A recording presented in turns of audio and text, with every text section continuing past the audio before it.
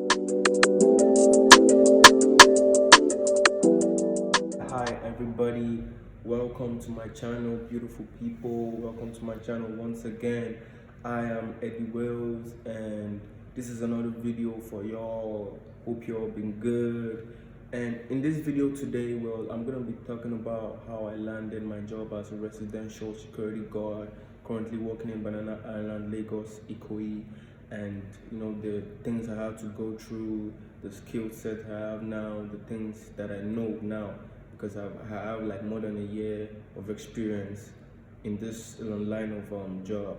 So like I'm gonna be like telling you all everything about the things I know, the things I've learned, my own personal experiences and all that. So yeah, y'all should tune in and make sure y'all like this video, subscribe, and drop a comment. Thank you. Residential security guard is a person that protects and ensures safety and security to the occupants and resident owners and their assets in the premises. So like basically we patrol. So basically we work around, like protect their assets, their cars.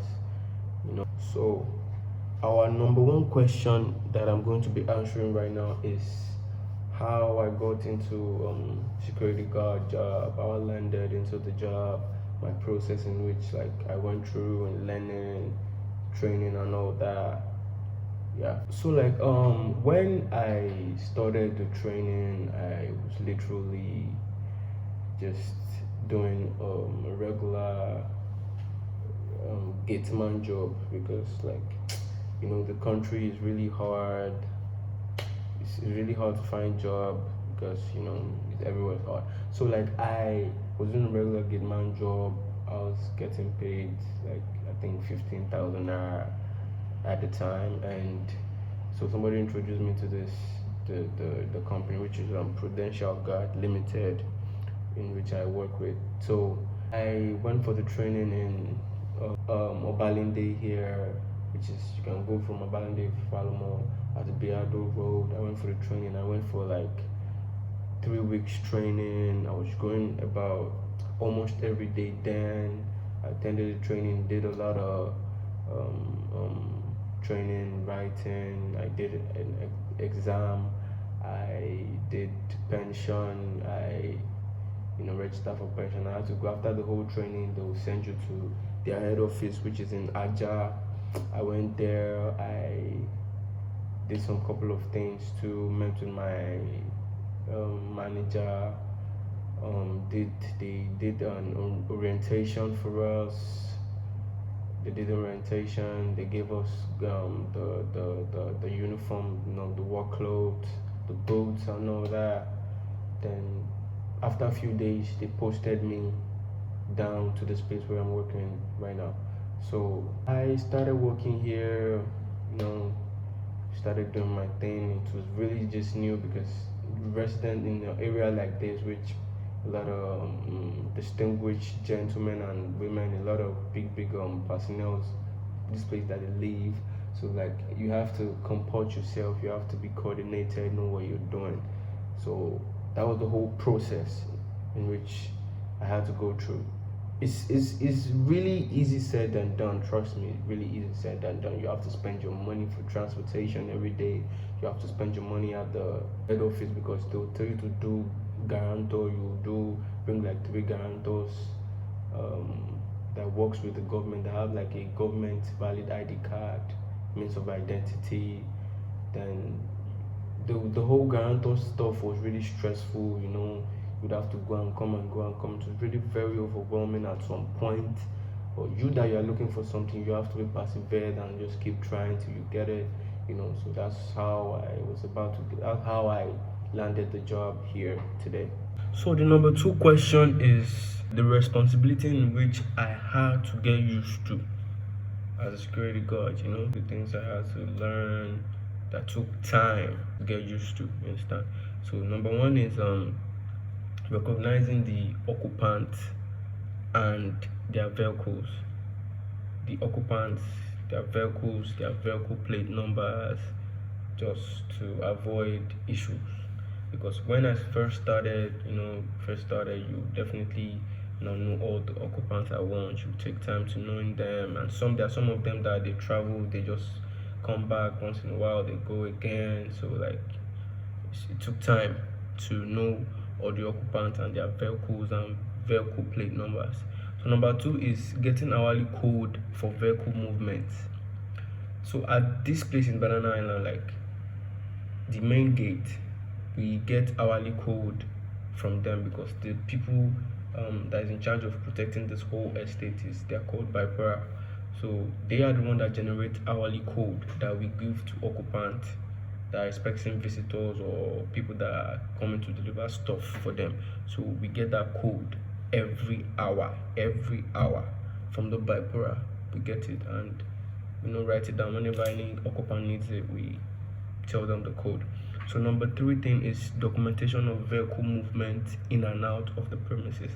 So any vehicle that's going in and out of the premises, we make sure we document their plate number, the name of the driver or the name of the person that is driving the car. If it's a visitor, we just write, maybe when the visitor comes in and they are parked, we go and meet the driver and ask for the driver's name, just put the name there, or the person they came to see, then the wing in which they are going. Like, because this compound there's a wing A and wing B. So if the person they came to see is living in wing A, we'll just write wing A. If it's wing B, we just write wing B. Then the time they came in, the time they are going to, we document all that information in our book. So the fourth thing is showing visitors where to park and how to locate whom they came to see with all manner of respect. So we have to definitely, once any occupant is receiving a visitor, we definitely attend to the visitors very well with respect, show them where they are supposed to park, guide them to the occupant they came to visit. If that is their first time they are coming, they probably need you to like show them this is the apartment they are going. So I literally had to learn and like get used to that, how to speak to them with respect and humility. You understand? So the fourth thing, the fifth thing is patrolling and clocking. Patrolling is like, even during the day we patrol around the premises, like the basement, the back, the front, here and there. We just patrol and just to see how everything is going in the compound and all that. The last thing is clocking. Clocking means like we have this clocking device. In which we used to clock every 1 hour from 12 a.m. midnight till like 4 to 5 a.m. It's not one person that does it. Everybody that's on duty does it. That's working at night does it. So like we have this clocking device thing like this, that the clocking device will log in our info on the device, then we clock in, we like put the phone at the back of one thing like that. I'm going to show you people that. So hey guys, this is the clocking device that I told you guys about. This is the back, which I'm going to be placing it on a surface like with a sensor. This is how the clocking device looks, and right now I'm logged in. You can see this is my picture. I'm logged in. This is my account, and this is, you can see 2 a.m. So I'm going to be clocking for like 2 a.m. to 3 a.m. right now, and I'm going to like show you guys what I mean by clocking, stuff like that. It's like this is the surface. This is what it looks like. We're just going to place this device on that surface right there. So we're just going to place this back on this surface, and I'm going to make a sound for it to, just so you know that okay, that's picked that stuff, you heard that. So after that, it's going to show a question that you're going to answer till you get to the next place, in which you do the same thing. But this stuff is mounted on like I think 9 or 10 places around this compound. So Yeah, so this is the clocking device, this is how it looks. We'll just answer some questions like this question: are the security lights working properly? Just click it and so at our office, like the security company that employed us, there are some people that are working at the security room or something like that. So they will know that in each locations the security are working. So they will receive like an alert there that okay, we are clocking, that means we are working, we are patrolling around the compound. So that's like a confirmation for them that the security working in this particular resident, they are awake, they are working. That's the only way they can confirm. Then if they don't receive those alerts, they will definitely call the next morning that why didn't you guys clock last night? They will have to explain ourselves, or the supervisor would have to explain themselves. So those are the things that I had to get used to. Before I move on to the next question, another responsibility that I just remembered which is a very important responsibility, is helping the occupants. Because helping the occupants will like make them like you, make them start like if they want to give you little things. Like those little things sometimes really do helps you on a rainy day, on a day in which you barely even have anything in your pocket. You like they're coming from somewhere, helping them to bring out something from the car, taking it to the front of the apartment, putting it into the elevator for them, carrying bottled water, grocery, stuff like that. Basically just helping them. Understand? It won't take nothing out of your body. So I kind of like naturally I'm that kind of person in which I like helping people. I like just assisting, like just putting my hand there, like just adding value, add impact. Instance. So like me as credit card and as a humble person in which I am, I always try to help.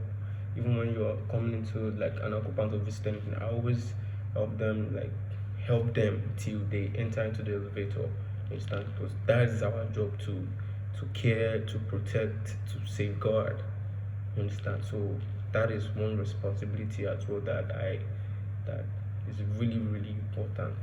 So moving forward, which is to the next question, which is question number 3, which says, what are the things I pay attention to when I'm on duty?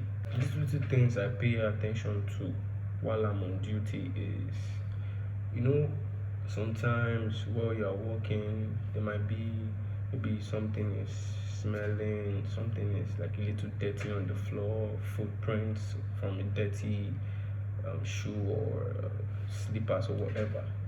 Understand? So like where you are working, like me personally, I'm working at the reception here. So it's the responsibility is much more than just safeguarding, protecting, blah blah blah. Sometimes you have to put in your like what they taught you from the house, your home, into where you're working, like most especially cleaning. Not like they are cleaners, don't get me wrong, they are cleaners, but me particularly where I'm working, whenever I see anything dirt on the floor or anything that so I know that any visitor or occupant can easily see and they'll be like, bro, didn't you see that?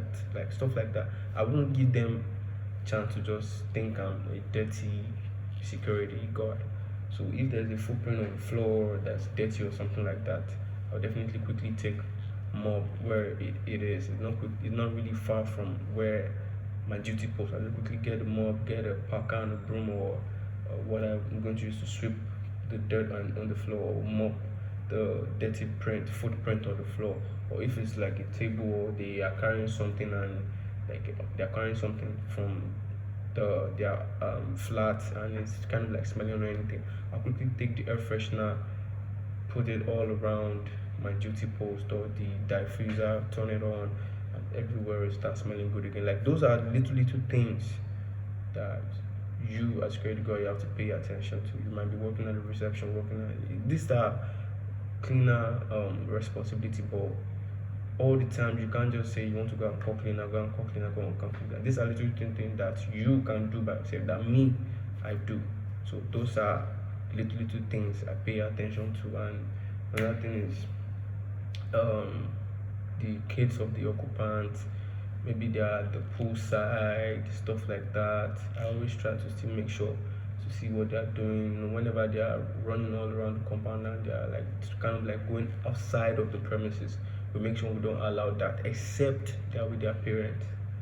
So pay attention to that as well. And some other little things, but those are the two things that I can remember for now to tell you. So moving on to the fourth question, which is what I have learned and gotten used to so far as a residential security guard. The things I've learned so far, a lot of things actually, which is number one, I've learned discipline.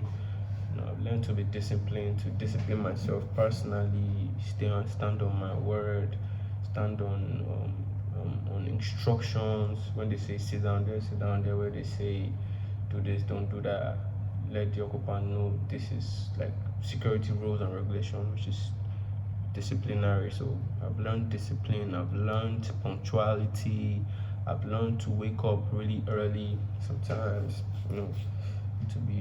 I've learned hard work, because it's not easy, it's hard work. No work is not hard, every work is hard, you understand? But it's hard work. So I've learned getting used to being on hot seat, like taking responsibility for your actions in case anything happens, any insecurity, error or cause, like you take full responsibility. And you being on a hot seat, like your superior shouting at you, you just have to like learn to like take full responsibility. And another thing is perseverance. I've learned to wait to eat. There's sometimes you'll be hungry and some other guys they go to eat, so you would have to wait till your time comes and you want to go and eat. Wait to eat. I've learned how to bear hunger for real. Like there's sometimes in which you'll be working and based on a lot of things is going on in the residence, maybe they are doing some work or there are a lot of people are just coming in, like you'd have to hold on, you have to bear hunger. So sometimes I will just have learned to learn how to like starve myself for a while, for a couple of hours, or then later eat, you understand? So I've learned that. And to be patient.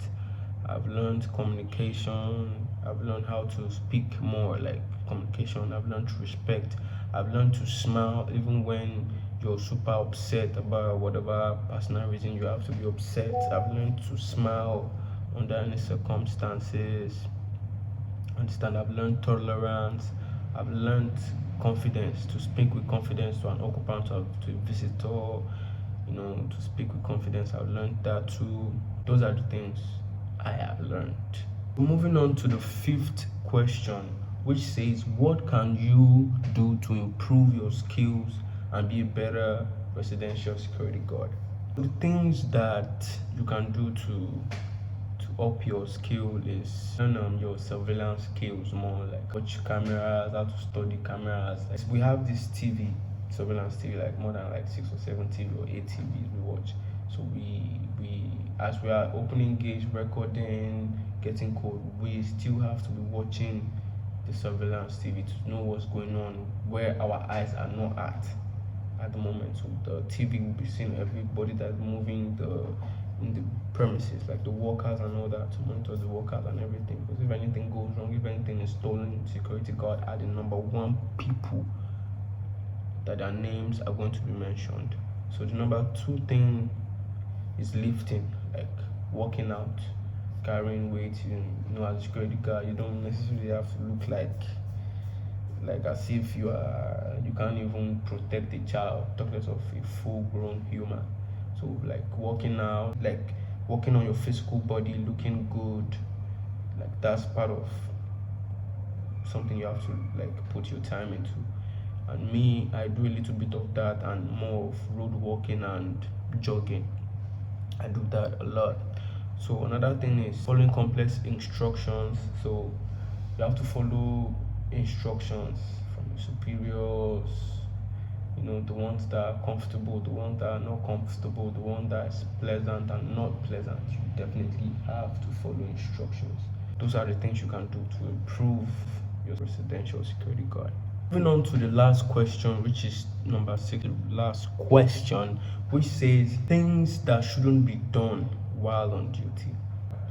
There are core major things that needs to not be done while you are on duty. Number one is sleeping extremely comfortably while you're on duty. You can't sleep comfortably while you're on duty because anybody might be passing where you are. Maybe it might be the property managers, it might be the resident owners, their kids, or anybody. But you just have to be conscious. Body no be firewood. You definitely will close your eye for a few minutes, but while your eyes are closed, you still have to not sleep deep so that when anybody is walking past, you can still wake up, open your eyes and see who is passing and all that. Like that same thing applies at night. If you can't be used to that, then even while you are asleep at night, if somebody is walking past or anything happen, or while you are not there, you hear the sound. But if you are this type that you sleep like a dead body, that's going to be a problem for such person that does that. Number two thing is being too focused with your phone. You can't be too focused with your phone while you're on duty. Definitely for sure, as a security guard, I can't lie. I used to press my phone sometimes. Sometimes I used to press my laptop. Sometimes I used to, but I don't like be too focused on that. I'm pressing my phone and watching, pressing my phone and watching, pressing my phone and I'm observing. As a sharp guy, definitely have to press and observe. Like it's not as if me if I know they watch TikTok, it's not if I know they watch those Instagram videos, you understand? It's not if I know to watch OBO, Burna Boy, Whiskey, it's not if I know to watch important content while I'm on duty. Like I used to watch content, but at the same time I'm not too 100% focused mentally and boy in that video. I'm watching you understand? So another thing is that you can't do while on duty. You can't get extremely drunk on duty. Not extremely drunk, you can't get drunk on duty or taking any form of alcohol is bad. Because while you are high of something you took, then something happens that demands you speaking well or you defending, the occupant are perceiving alcohol smells from your mouth, or the owner of the resident, or the property managers, or your superior, or the people that they send from office every day to come and check on each location. They're definitely going to report you to your manager, and they might definitely take from your salary at the end of the day. So getting drunk while on duty is a no-no. Another thing is you must not carry any harmful object around the vicinity. You understand? You can't carry any harmful object because it's not as if you're an FBI or stuff like that.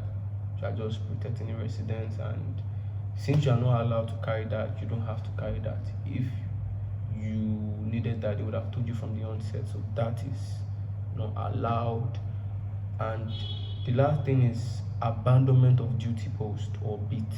Abandonment of duty post is they really deduct a lot of salary from that if your supervisor reports you. So abandoning your duty post is really, really, really, really bad. So you shouldn't do that. You should abandon your duty post. When we want to leave our duty post or our beat, we want to go and take something, drink water, poop, eat food, we definitely have to let the rest of our co-workers know that okay, we are going. Then any reliever that is on duty, anybody that can help us stay for a while till we get back, we stay. But leaving your duty still falls under abandonment of duty. But you understand, so that too is really, really bad. So yeah, so I've come to the end of this video. I hope you all really enjoyed the video, and I know I'm still gradually getting used to creating content, dropping videos on YouTube and all of that. I appreciate the love from my previous videos, the likes, the comments, the views. I'm really grateful for y'all even indulging into my content, because what the fuck am I? I'm just a nobody, but y'all still showed me a little bit of love. I'm really appreciative of that. I'm grateful. And y'all should not forget to please smash the like button, subscribe to my channel. Please subscribe to my channel and leave a comment. And if there's something you want to ask against my next video, you're free to ask that. Thank you for watching. Peace out, y'all.